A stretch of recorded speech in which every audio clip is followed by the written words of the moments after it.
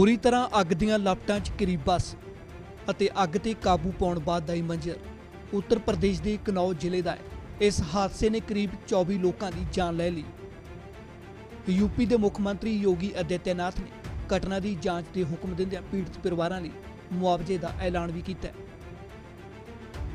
राज्य सरकार ने पीड़ित परिवारों जो मृतक हैं उनके परिजनों को 2-2 लाख रुपए की सहायता और घायलों को 50,000 रुपये सहायता की देने की भी निर्णय लिया है। जो घायल हैं उन सब को उपचार कराने के निर्देश दिए गए हैं और इस पूरे घटना का ब्यौरा हम लोगों ने प्रशासन से, जिलाधिकारी से मांगा है। शिबरासौ थाना खेतर च सिरोही पिंड नेड़े एक प्राइवेट स्लीपर बस ਅਤੇ ट्रक की टक्कर कारण ਇਹ हादसा वापरिया। टक्कर ਦੇ तुरंत बाद बस ਨੂੰ ਭਿਆਨਕ ਅੱਗ ਲੱਗ गई। भयानक हादसा हुआ है, उसके ठीक सामने एक मकान था और उस मकान के मालिक इस वक्त हमारे साथ मौजूद हैं। उनका ये कहना है कि जब ये घटना हुई है काफ़ी भयानक घटना थी और थोड़ी देर बाद ही आग लग गई है तो लोग शीशा तोड़ के आनन फानन बस के ऊपर से कूदने लगे। यहाँ पर क्या मंजर रहा था, किस तरह की घटना हुई, उनसे जानने की कोशिश करते हैं। क्या नाम है आपका? दिनेश कुमार साख। दिनेश जी, घटना हुई आपका मकान सामने ही है। हमारा मकान सामने पड़ता है। जैसे 2 आवाज़ें आई, इसका एक टायर फटा और सीधा एक्सीडेंट जो टकराया उसकी आवाज़ आई। आवाज़ होते ही जैसे ही मैं गेट से खोल के बाहर निकला तो पूरी बस में आग थी, आधी बस से ज़्यादा आग में लौ थी।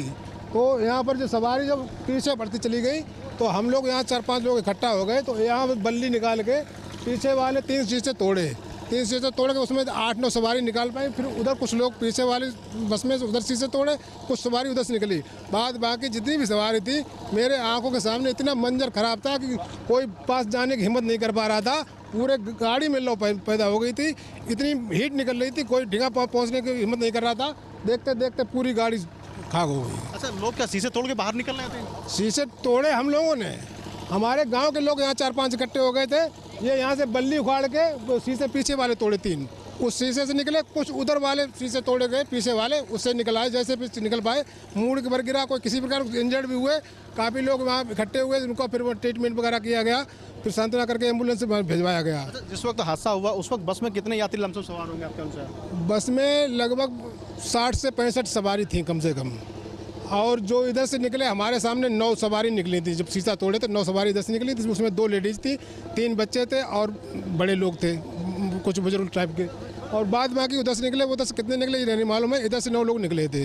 फिर उन लोगों को जो इंजर्ड हो गए थे उनको फिर एम्बुलेंस भिजवाया गया। बताया जा रहा है कि कुछ लेडीज़ों ने अपने बच्चे को फेंक दिया था बाहर। 3-4 बच्चे फेंके थे, 3-4 बच्चे फेंके थे। वो लोगों ने फिर एक बच्चा यहाँ कोई मुन्ना हलवाई या छिबरा में होगा, वो बच्चा यहाँ निकला। वो बच्चा बता रहा था कि मेरी माँ और उसकी बहन कि वो भी है बस में। तो हमारा अंदाज है कि वो दोनों नहीं निकल पाए, वो उसी छोड़ के फिर बाद में वो यहाँ से भिजवा दिया गया। बस में आग लगी थी, ट्रक में आग लग गई थी, उस वक्त आप लोगों ने किस तरह से राहत पहुँचाई थी?